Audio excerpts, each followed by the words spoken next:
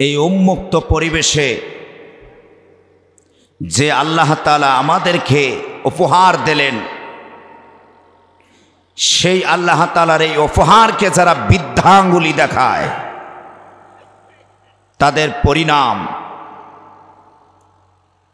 ইহকালীন এবং পরকালীন জীবন খুব ভয়াবহ।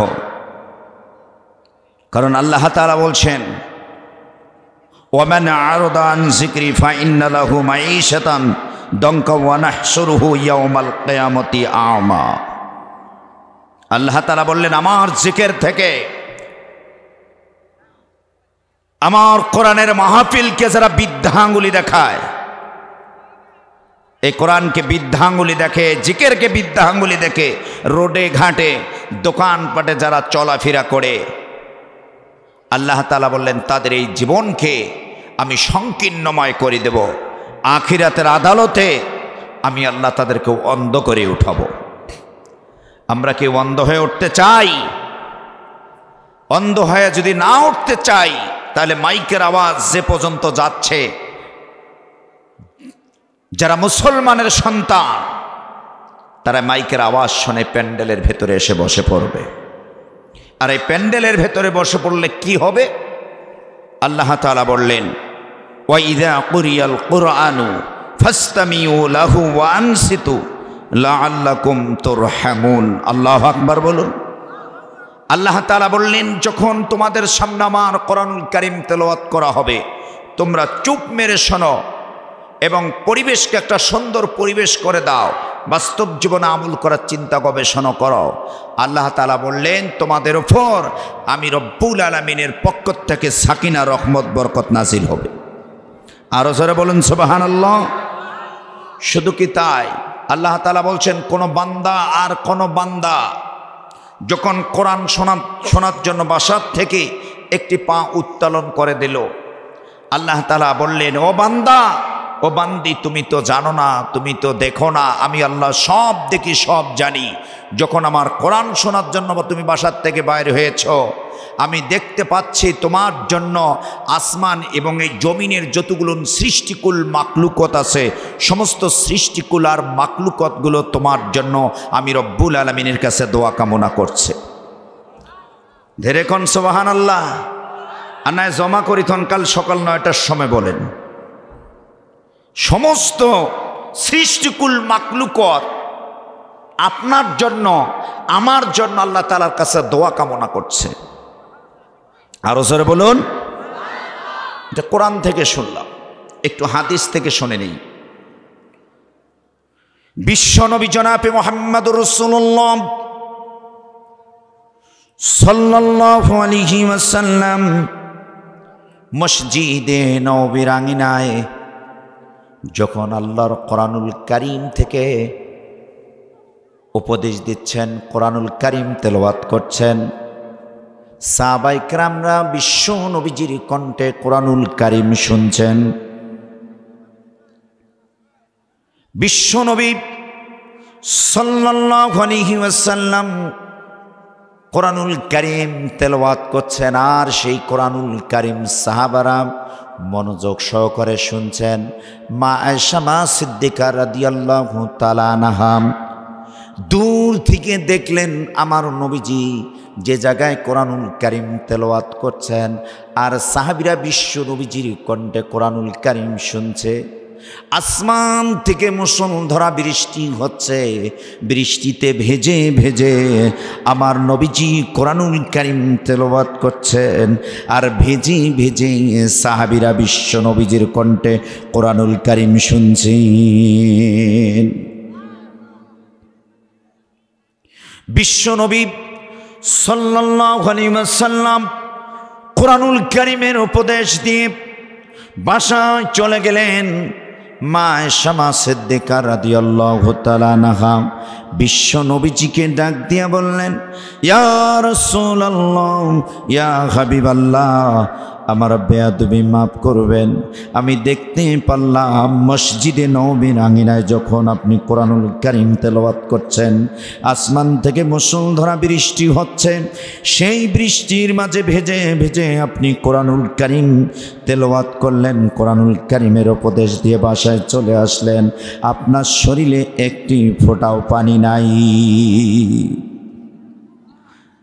আমার নবীজি ডাক দিয়ে বললেন, ও আয়েশা রে, তুমি দেখেছ, তোমার চোখ দিয়ে তুমি দেখেছ আমি যে জায়গায় কোরআনুল কারীম তেলাওয়াত করছি ওই জায়গায় আসমান থেকে মুষলধারা বৃষ্টি হচ্ছিল।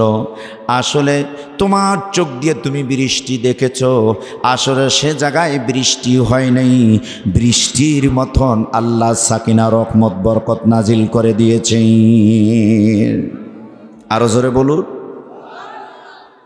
আমার নবীজি বললেন, ও আয়েশা, তুমি সাক্ষী থাকো, এই দুনিয়ার জমিনে কিয়ামতের আগের দিন পর্যন্ত আমার উম্মতেরা আল্লাহর কোরআনুল কারীমের মন সাজাবে, কোরআনুল কারীম তেলাওয়াত করবে, আর সেই কোরআনুল কারীম যারা শুনবে, ওই কোরআনুল কারীমের মঞ্চে এসে যারা বসবে, ও আয়েশা তুমি সাক্ষী থাকো, সেই জায়গাটার মধ্যে আল্লাহ বৃষ্টির মতন সাকিনা রহমত বরকত নাজিল করে দিবে।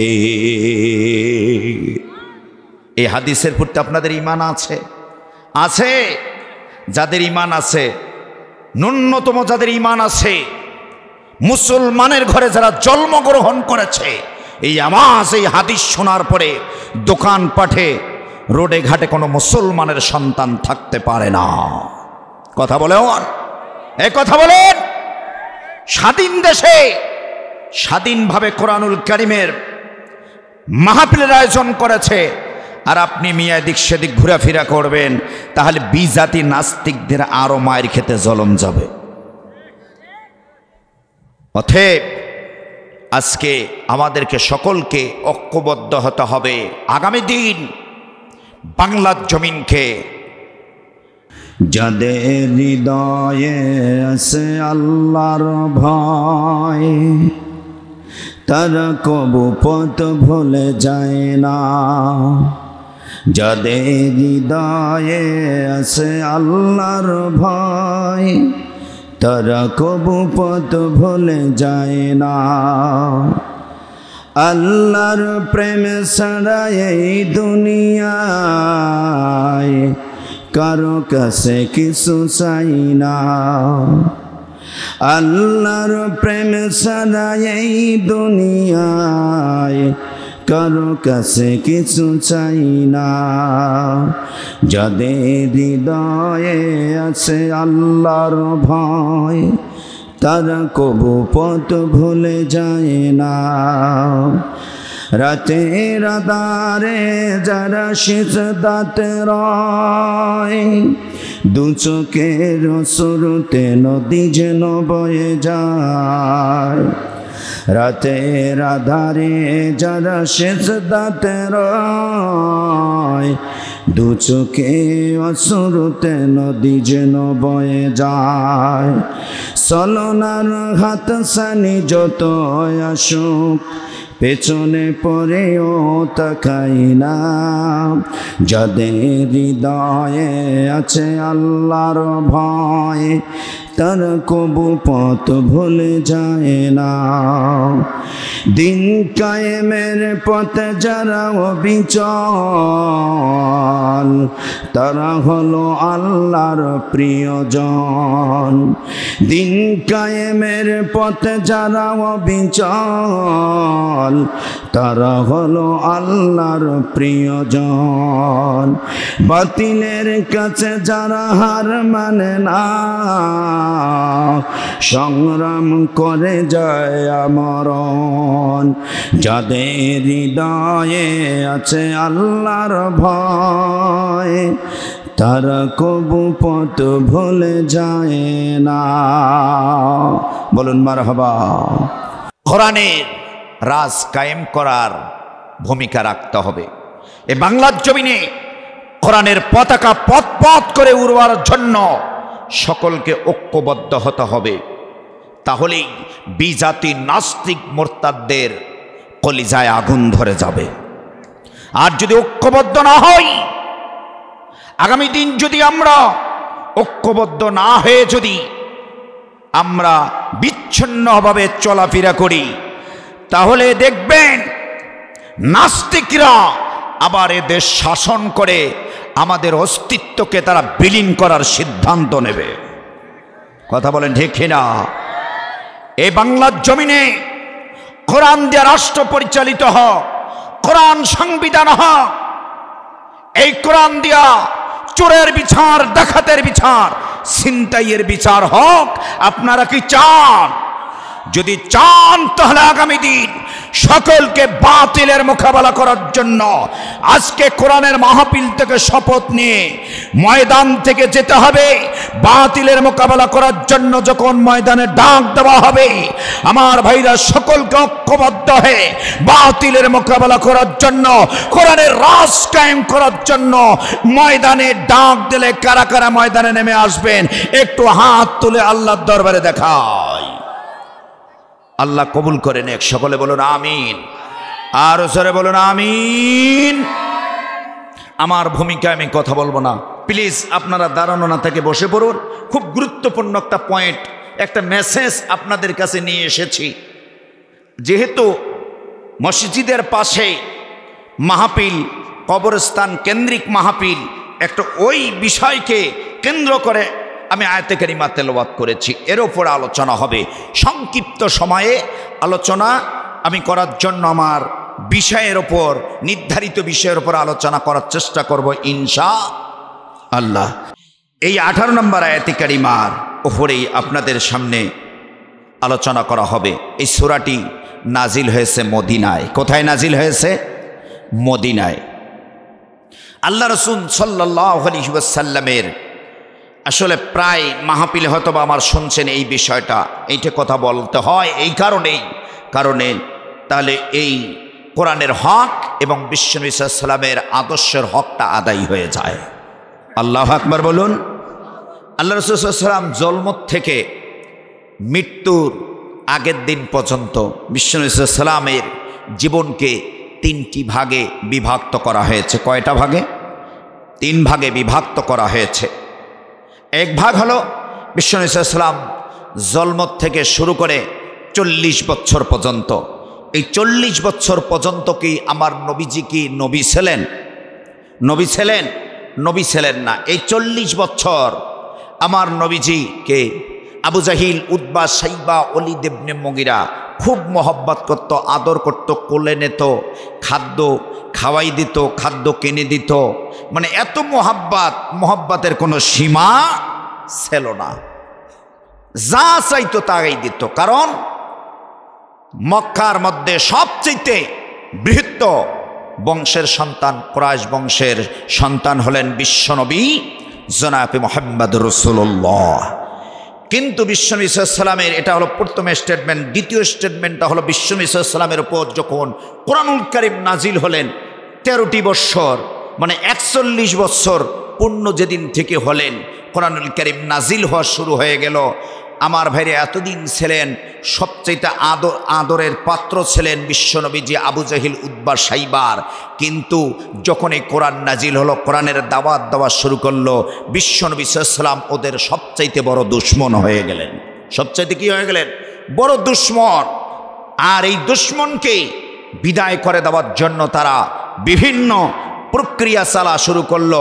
বিশ্বনবীজির উপর জুলুম, নির্যাতন, স্টিমুলার চালাতে থাকলো এবং বিশ্বনবীজির হাতে হাত রেখে যারা কালিমা পরে মুসলমান হতে থাকলো তাদের উপর জুলুম, নির্যাতন, স্টিমুলার, তাদেরকে গুণ খুম, বিশ্বনবীজিকে জেলে বন্দি করা রাখা হয়েছিল এই 13টি বছর। কথা বলেন ঠিক কিনা?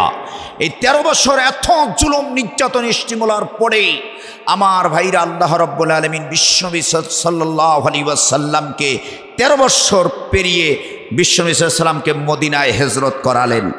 মদিনায় হিজরত করার পরে মদিনায় আমার নবীজি গিয়ে কি রাষ্ট্রপ্রধান হয়েছিলেন? রাষ্ট্রপ্রধান হন নাই। আল্লাহ তাআলা বললেন, হে নবী, আপনি 13টি বছর আপনার উপর চলতো জুলুম, নির্যাতন, স্টিমুলার। আপনি ওপেনভাবে ইসলামের দাওয়াত দিতে পারেন নাই, ওপেনভাবে কোরআন তেলাওয়াত করতে পারেন নাই, ওপেনভাবে সাহাবীদেরকে নিয়ে আপনি কোরআনের পরামর্শ করতে পারেন নাই, কোরআনের উপদেশ দিতে পারেন নাই। আপনার উপর জুলুম, নির্যাতন, স্টিমুলার তারা চালিয়েছিল। এই 13টি বছর পেরিয়ে আপনাকে এখন আমি মদিনায়, আপনাকে পদার্পণ করালাম মদিনায়। আপনার উপর জুলুম নাই, নির্যাতন নাই। আপনি এখন উন্মুক্ত পরিবেশে এখন আপনি এসে গেছেন। এই উন্মুক্ত পরিবেশ আপনি কাজে লাগান। মানুষের দ্বারে দ্বারে, মানুষের কাছে কাছে এখন কোরআনের দাওয়াত দেন, ইসলামের দাওয়াত দেন। মানুষদেরকে কোরআনের পথে আহ্বান করেন। মানুষগুলো যখন কোরআন মানবে, কোরআন বুঝবে, মানুষগুলো যখন দলে দলে ইসলামের ভেতরে প্রবেশ করবে, তখনই আপনি মদিনার রাষ্ট্রপ্রধান হয়ে যাবেন। আরো জানবেন আল্লাহু আকবার বলুন। আমার ভাইরা, ঠিক আমরাও কিন্তু 15.5 বছর মাক্কি জীবনে ছিলাম। কথা বলুন ঠিক কিনা? 15.5 বছর আমাদের উপর হয়েছে জুলুম, আমাদের উপর হয়েছে নির্যাতন, আমাদের উপর হয়েছে জেল, আমাদের উপর হয়েছে জুলুম, আমাদের উপর হয়েছে মিথ্যা মামলা, আমাদের উপর হয়েছে, আমাদেরকে দেওয়া হয়েছে ফাঁসির মঞ্চে ঝুলানো হয়েছিল। আমরা বাসায় থাকতে পারি নাই। কথা বলুন ঠিক কিনা? বিশ্ব নবীজি 13টি বছর ঠিক যেমন জুলুম, নির্যাতন, স্টিমুলারের শিকার হয়েছিলেন, আমরাও 13টি বছর বিশ্ব নবীজির আদর্শমান থেকে, বিশ্বনবীজির চরিত্রমান থেকে, বিশ্বনবীজির ইসলাম মান থেকে আমাদেরকে কিন্তু 15.5 বছর ঠিক এক এক কায়দায় জুলুম, নির্যাতন, স্টিমুলার শিকার হতে হয়েছে। কথা বলো ঠিক কিনা? আমার ভাইরা, আল্লাহ তাআলা বললেন 15 বছর পরে তোমাদেরকে একটা স্বাধীন রাষ্ট্র করে দিলাম। এখন এই স্বাধীন রাষ্ট্রে তোমাদের কথা বলার আমি একটা পরিবেশ করে দিলাম। তোমাদেরকে আর কেউ বাধা দেবে না। তোমাদের কোরআনের মাহফিল করলে আর কাউরে কাছে যেতে হবে না, কোনো সেন্টি দেওয়ানির কাছে যেতে হবে না, প্রশাসনের কাছে যেতে হবে না, তোমাদেরকে এসপির কাছে আর যেতে হবে না, কোনো নেতার কাছে পারমিশন নিতে হবে না। আল্লাহ বললেন এখন তোমরা মানুষের দাঁড়ে দাঁড়ে কোরআনের দাওয়াত দাও, ইসলামের দাওয়াত দাও। মানুষগুলো যখন দলে দলে ইসলামের ভেতরে প্রবেশ করবে, কোরআন মেনে নেবে, যখন মানুষ তাওহীদের কালিমার পতাকা উত্তোলন করার পরিবেশ যখন হয়ে যাবে, তোমরা সেই সময় নির্বাচন দিবা। ঠিক মদিনায় যেমন আমার নবীজিকে রাষ্ট্রপ্রধান বানিয়েছি, এই কোরআন তখন এই বিজয় হবে। বাংলার জমিনে কোরআনের পক্ষে মানুষ ভোট দিয়া সংসদ ভবনে কোরআন চলে যাবে। আমরা কি চাই? তাহলে আগামী দিন আমাদেরকে সকলকে ঐক্য থাকতে হবে। আমরা চার পেছনে ছুটবো না, সিগারেটের পেছনে ছুটবো না, টাকার পেছনে ছুটবো না, রাতের গভীরে টাকা দিলে সে টাকাও গ্রহণ করব না। আমাদের সকলের মুখে, সকলের ঠোঁটে একটাই থাকবে, আমরা ভোট দেব যোগ্য ব্যক্তি দেখে, যে মসজিদের মেম্বারে কথা বলতে পারবে, যে মসজিদে ইমামতি করতে পারবে, যে খুতবা দিতে পারবে, এমন ব্যক্তিকে আমরা ভোট দিয়া সংসদ ভবনে পাঠাতে চাই। কারা কারা? 2 হাত তুলে একবার দেখাই তারা। আল্লাহ তাআলা কবুল করেন। এক সকলে বলুন আমিন। আরো জোরে বলুন আমিন। এরে আলোকেই সম্মানিত ভাইয়েরা, আমার সূরা তাওবার 18 নম্বর আয়াতে কারিমা আল্লাহ রাব্বুল আলামিন বিশ্বনবীর উপর কখন নাজিল করলেন, কিবা কারণ, কিবা উদ্দেশ্য, একটু আসুন তো দেখি। সেই দিকে আমরা লক্ষ্য রেখে কান চোখ খুলে একটু আমার দিকে আপনারা সকলে অ্যাক্টিভ হয়ে যান। আমার ভাইরা, সূরা তাওবার 18 নম্বর আয়াত আল্লাহ তাআলা নাজিল করলেন বিশ্বনবীর উপর তখন যখন আমার ভাইরা বিশ্বনবী সাল্লাল্লাহু আলাইহি ওয়াসাল্লাম যখন বদরের যুদ্ধ শুরু হয়ে গেল, 313 জন সাহাবী, 1000-এর অধিক হলো কাফের। 1000-এর অধিক যখন কাফের, বিশ্বনবী সাল্লাল্লাহু আলাইহি ওয়াসাল্লামের সাহাবীরা মহস্য অবস্থায় পড়ে আছেন। বিশ্বনবী সাল্লাল্লাহু আলাইহি ওয়াসাল্লাম সাহাবাদেরকে দেখে বললেন, ও সাহাবীরা, তোমরা কি ভয় পাচ্ছ? তোমরা কি এই কাফের গোষ্ঠীকে 1000 সৈন্যকে দেখে তোমরা কি আতঙ্ক হয়েছ? আমাদের সঙ্গে আমরা 313 জন নই, আমাদের সঙ্গে আরও আছেন আসমান জমিনের স্রষ্টা, আমাদের স্রষ্টা আল্লাহ রব্বুল আলামিন। চিৎকার মেরে বলুন, আমাদের সঙ্গে কি আছেন?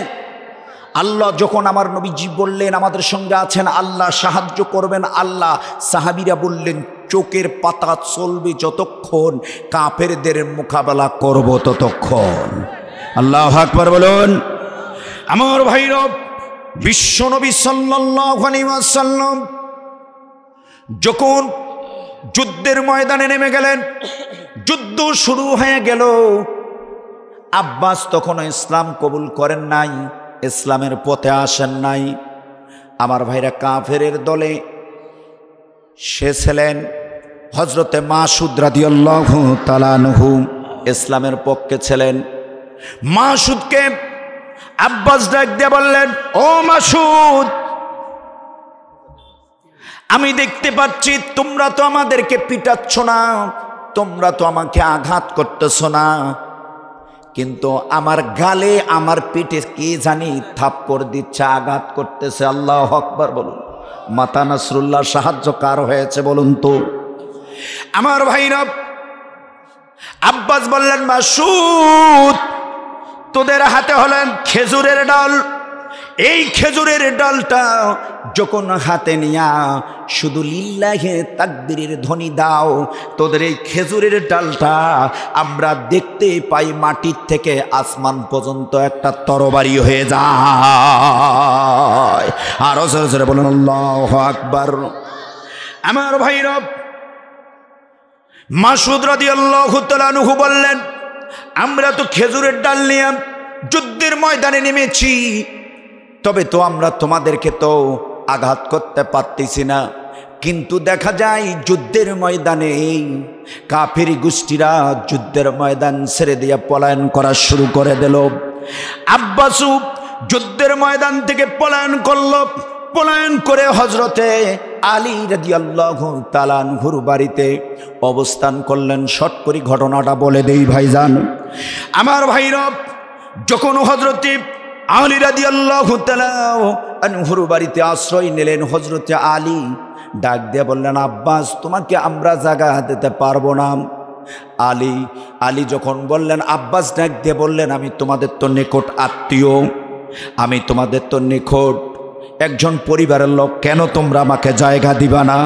বললেন, না না, তোমাদেরকে জায়গা দেওয়া যাবে না, এই জন্য তুমি এখনো ইসলাম কবুল করো নাই। আর আজকে মারাত্মক যুদ্ধ হচ্ছে, সন্তান বাবার উপর তরবারি ধরছে, বাবা তার সন্তানের উপর তরবারি ধরছে। এই যুদ্ধের ময়দানে বিজয়ের জন্য কোনো কাফেরকে আমরা মুসলমানের বাড়িতে জায়গা দেওয়া যাবে না। আল্লাহু আকবার বলুন। আমার ভাইরাম, যারা আমাদের উপর জুলুম করেছে, নির্যাতন করেছে, আমাদের উপর স্টিমুলার চালিয়েছে, আমরা মানুষের বাড়িতে ছিলাম, আমরা রাতভর শীত কাটে, শীতের মধ্যে দুলার মধ্যে ছিলাম, তাদের কাছে আমরা এত কাছে গিয়ে বলেছি, ভাই, আমরা ভাই ভাই সকলে একসঙ্গে থাকতে চাই, কিন্তু আমাদেরকে তারা থাকতে দেয় নাই। আজকে কিন্তু যারা থাকতে দেয় নাই তারাও কিন্তু আর বাড়িতে থাকতে পারে না। ওরা গোয়েন্দাগিরি করেছে, আমরা গোয়েন্দাগিরি করি না। কথা বলেন ঠিক কিনা? সম্মানিত ভাইয়ের আমার, আব্বাস ডাক দিয়ে বললেন, ও আলী রে, তোমরা কিসের বাহাদুরি দেখাও? তোমরা ঈমান এনেছো আর মক্কা থেকে মদিনায় হিজরত করেছো, এরে বাহাদুরি দেখাও। কিন্তু আমি আব্বাস ইসলাম কবুল না করলেও হবে কি, মুসলমানের চাইতে আমার আমল অনেক গুণে বেশি ভালো। কি সুবহানাল্লাহ কইবেন নাকি? হ্যাঁ, সুবহানাল্লাহ কোয়া যাবে? কারণ সে তো এখন ইসলামই কবুল করে নাই। কথা বলেন আমার ভাইরা। হযরতে আলী রাদিয়াল্লাহু তাআলা আনহু ডাক দিয়ে বললেন, আব্বাস, তোমার আমল কেমনে ভালো হলো? বললেন, আমার আমল এই জন্য ভালো হলো, এই কারণে ভালো হলো, আমি কাবা ঘরের রক্ষণাবেক্ষণা করি, কাবা ঘর দেখাশোনা করি, হাজিরা যখন হজ করতে যায় তাদের উজুর পানি এগিয়ে দেই। এই জন্য আমি ঈমান না আনলেও আমার আমল তোমাদের চাইতে অনেক গুণে বেশি ভালো। হযরত আলী রাদিয়াল্লাহু তাআলা আনহু ওর সাথে তর্ক আর বিতর্ক না করে আমার ভাইরা, হযরত আলী রাদিয়াল্লাহু তাআলা আনহু এক মুহূর্তের জন্য দেরি না করে বিশ্ব নবীজির কাছে চলে গেলেন। বিশ্ব নবীজিকে সমস্ত ঘটনা খুলে খুলে বললেন, ইয়া রাসূলুল্লাহ, আব্বাস ইসলাম কবুল না করলেও তার আমল নাকি অনেক বেশি ভালো, সে নাকি কাবা ঘরের রক্ষণাবেক্ষণ করে। বিশ্ব নবী সাল্লাল্লাহু আলাইহি ওয়াসাল্লাম, আমার আল্লাহ না জানে আমার নবীজি কিছু জানে নাকি? বলেন তো কিছু জানে? আমার নবীজি কিছু জানে না, সিজদায় পড়ে গেলেন। কিন্তু বাংলা জমিনে এমন কিছু ভণ্ড পীর আছে, এমন কিছু ভণ্ড লোক আছে, তারা বলে আমার বাবার মুরিদ হলে নামাজ রোজা কিছুই লাগে না। কি বলে না? আবার গান গায় কি, ডুং ডুং বাজায়, পানির নিচে আগুন জ্বলে বাবা, বাবা পানির নিচে আগুন জ্বলে, সেই আগুন তো ঝড় বাতাসে নেবে না। আমার বাবার মুরিদ হলে নামাজ রোজা কিছুই লাগে না। এমন ভণ্ড পীর আছে না নাই? আমার আল্লাহ তাআলা নবীজিকে না জানালে আমার নবীজি কিছুই জানে না। আমার নবীজি সিজদায় পড়ে গেছেন, চোখের পানি ছেড়ে দিয়েছেন, আর আল্লাহ তাআলাকে ডাক দিয়ে বলছেন, আল্লাহ, আব্বাস আলীকে যে প্রশ্ন করেছে তার নাকি ইসলাম কবুল না করলে তার আমল ভালো, আব্বাসের জবাব কেমনে দেওয়া যায়? আল্লাহ তাআলা জিবরাইল আমিনকে ডাক দিয়ে বললেন, জিবরাইলে আর বসে থাকার সময় নাই, যাও যাও আমার নবীজিকে মাথা উত্তোলন করতে বলো, আমার নবীজিকে সালাম দিয়ে আমার নবীজিকে বলো আমি নবীজির উপর সূরা তাওবার 18 নম্বর আয়াতে কারিমা নাজিল করে দিলাম। এই আয়াতে কারিমা নিয়ে আব্বাসের দাঁত ভাঙা জবাব দেওয়ার জন্য চলে যাক। বলেন আল্লাহু আকবার। কাফের নাস্তিক মুরতাদদের দাঁত ভাঙা জবাব দিতে হবে আল্লাহর কোরআন দিয়া। কথা বলেন ঠিক কি না? আল্লাহর কোরআন দিয়া দাঁত ভাঙা জবাব দিতে হবে। নাস্তিকরা যেন আমাদের কাছে এসে যেন তারা মুসলমান হয়ে যায়, এমন শিক্ষা অর্জন করতে হবে। কথা বলেন আমার ভাইরা, বিশ্ব নবীজির উপর আয়াত কারিমা নাযিল হয়ে গেল। বিশ্ব নবীজি হযরত আলী রাদিয়াল্লাহু তাআলা আনহুকে আব্বাসের কাছে নিয়ে গেলেন। আব্বাসের কাছে যখন গেলেন, বিশ্ব নবীজিকে দেখে আব্বাস চোখের পানি ছেড়ে দিলেন। তখনকার কাফের বিশ্ব নবীজিকে দেখে চোখের পানি ছাড়ত, আর এখনকার মুসলমানের সন্তান হয়েও আলেমদেরকে দেখে মোহাব্বত করে না। আলেমদের উপর জুলুম নির্যাতন চালায়। কথা বলেন ঠিক কি না? আমার ভাইরা, বিশ্ব নবী সাল্লাল্লাহু আলাইহি ওয়াসাল্লাম আব্বাসকে ডাক দিয়ে বলেন, আব্বাস তোমার আমল কেমনে ভালো হলো? বললেন, ইয়া রাসূলুল্লাহ, ইয়া হাবিবাল্লাহ, সত্য ঘটনাটা আপনাকে বলে দেই, আমার আমলের জন্য বেশি বলছি ভালো, কারণ আমি ঈমান না আনলে আমার আমলের জন্য ভালো, কারণ আমি কাবা ঘর রক্ষণাবেক্ষণ করি, কাবা ঘর দেখাশোনা করি, এই জন্য ঈমান না আনলে আমার আমল অনেক ভালো। আমার নবীজি বললেন, না না না, যারা মসজিদের রক্ষণাবেক্ষণকারী হবে, যারা মসজিদের মুসল্লি হবে, যারা মসজিদের দায়িত্বশীল হবে, তাদের 5টা গুণ থাকতে হবে। কয়টা গুণ? আরো জোরে বলুন, কয়টা গুণ? আমার ভাইরা, আল্লাহ রাব্বুল আলামিন বিশ্ব নবীজিকে যে আয়াত কারিমা নাজিল করে দিলেন, এবার বিশ্ব নবী সাল্লাল্লাহু আলাইহি ওয়াসাল্লাম আব্বাসকে বললেন, আব্বাস রে, যারা মসজিদের রক্ষণাবেক্ষণকারী হবে তাদের 5টা গুণ আমার আল্লাহ তাআলা এই মুহূর্তে আয়াতে কারিমা নাজিল করে দিয়ে আমাকে জানাই দিলেন। আব্বাস চোখের পানি ছেড়ে দিয়ে বললেন, ইয়া রাসূলুল্লাহ, 1 নাম্বার গুণটা একটু তাড়াতাড়ি বলে দেন। সকলে আমার সাথে পড়তে পারলে পড়ুন। ইন্নামা ইয়া'মুরু মাসাজিদাল্লাহ।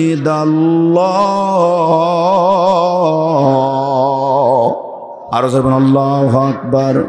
নিশ্চয়ই যারা মসজিদের রক্ষণাবেক্ষণকারী হবে, যারা মসজিদের রক্ষণাবেক্ষণকারী হবে, যারা মসজিদের মুসল্লি হবে, যারা মসজিদের সভাপতি হবে, যারা মসজিদের সেক্রেটারি হবে, তাদের 1 নাম্বার গুণ হবে, আমার আল্লাহ তাআলা বললেন, মান আমানা বিল্লাহ। আরো যাবেন আল্লাহু আকবার বলুন।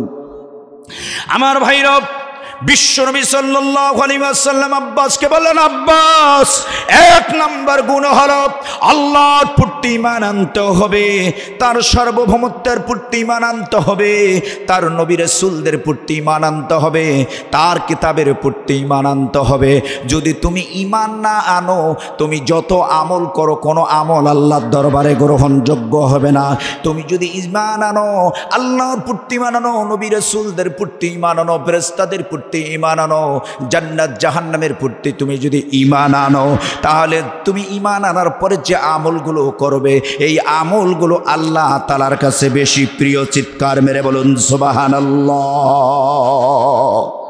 আরো জোরে বলুন সুবহানাল্লাহ বলুন। আমার ভাইরা, আমরা সকলেই যারা বসে আছি সকলেই তো আমরা ঈমানদার, কথা বলেন ঠিক কিনা? আর আল্লাহ তাআলা বলছেন, যারা মসজিদের রক্ষণাবেক্ষণাকারী, যারা মসজিদের মুসল্লি হবে, তাদের এক নম্বর গুণ হবে আল্লাহর প্রতি ঈমান আনতে হবে। আল্লাহ তাআলা বলছেন আল্লাহর প্রতি ঈমান আনতে হবে, নবীর প্রতি। তাহলে আমরা যে ঈমান এনেছি এখনো ওই ঈমান আনতে পারি নাই। ঈমান হলো তিন প্রকার। ঈমান কয় প্রকার?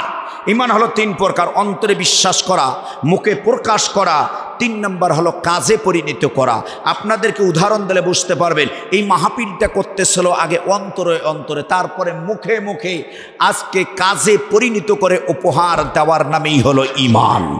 এটাই হলো বাস্তবে, কথা বলুন ঠিক কিনা?